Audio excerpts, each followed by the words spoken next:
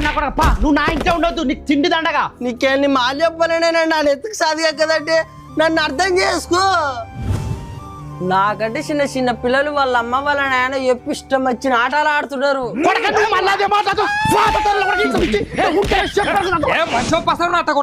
అవన్నీ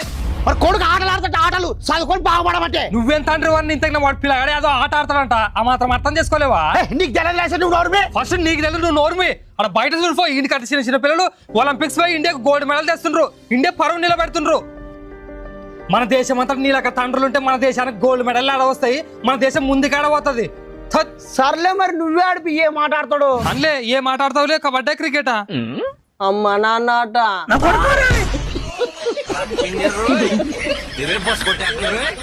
చూడు మరి ఆ ఆట అంటే ఆడిపి మరి ఇట్లా నాయన తనేదాలో తప్పే లేదనా బాబా మా చిన్న హాస్పిటల్ ఉన్నాడు ఆపరేషన్ చేయాలంటే 5 లక్షలు కావాలి.